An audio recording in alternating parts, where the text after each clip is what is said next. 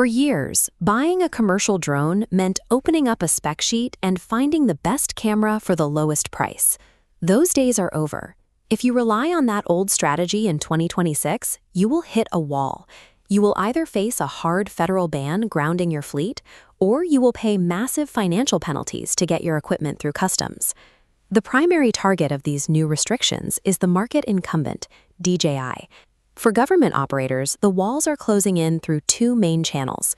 The NDAA 2025 audit deadline requires a strict security review for imports, and the FCC has added DJI to its covered list, which blocks approvals for new models entirely.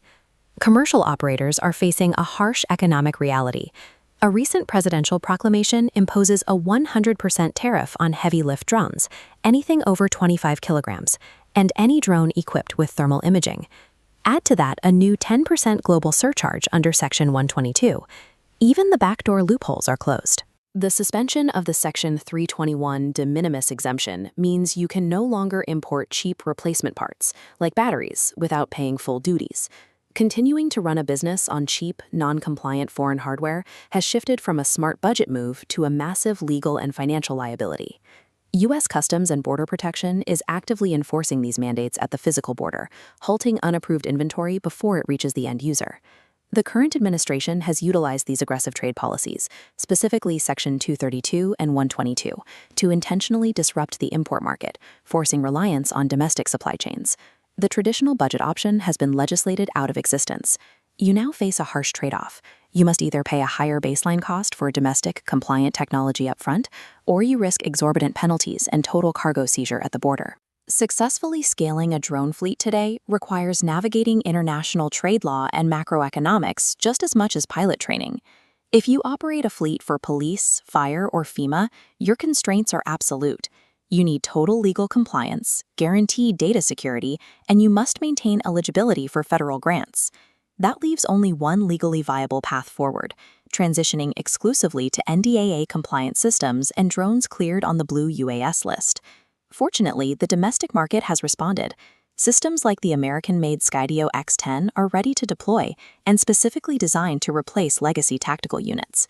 This matrix compares the DJI Matrice against NDAA alternatives like the Skydio X10. Flight times are comparable, but only domestic options secure federal grants and encrypt data. Despite higher initial costs, these systems offer tactical upgrades and massive response time payoffs via docking stations. For public safety, absorbing that initial hardware cost is the only way to protect sensitive data and maintain eligibility for federal grants. If you are a commercial operator or a farmer, you aren't driven by federal mandates. Your purchasing decisions are dictated by seasonal margins and strict return on investment. This chart illustrates landed costs. A Chinese agricultural drone starts at $20,000, while a domestic equivalent starts at $35,000. But add the 25% Section 301 tariff, the 10% Section 122 surcharge, and the 100% heavy lift tariff. That $20,000 drone now costs over $45,000. To avoid this math entirely, commercial operators have to utilize USMCA exemptions for North American imports, or purchase directly from domestic manufacturers like Hylio or Ceres Air. Importing a high-payload Chinese drone based on its list price makes it the most expensive option on the market, completely destroying your seasonal ROI. Even when the math makes sense, many operators hesitate because they want to avoid the friction of retraining pilots on an entirely new software ecosystem after years of using legacy apps. For a middle ground, European manufacturers offer viable alternatives. Brands from allied nations avoid the Section 301 and heavy lift tariffs, delivering reliable build quality. Whether you buy European or American, the smartest logistical move is purchasing pre-bundled, ready-to-fly kits from domestic dealers. This locks in your landed costs upfront and bypasses the headache of paying piecemeal tariffs on spare parts.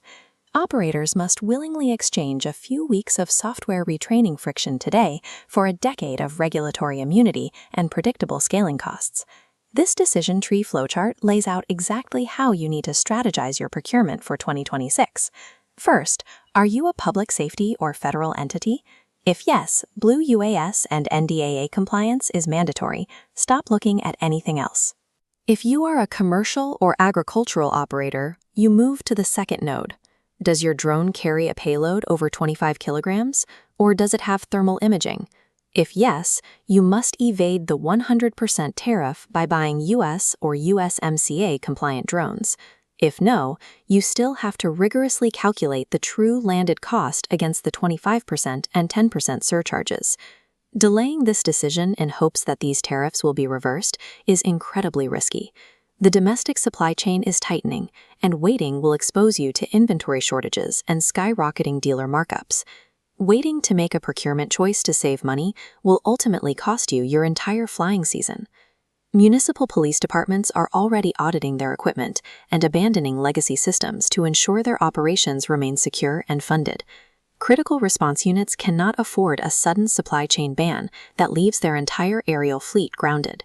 You need to audit your current fleet today and begin your migration immediately. Superior flight specs provide zero value if the aircraft is held at a customs port.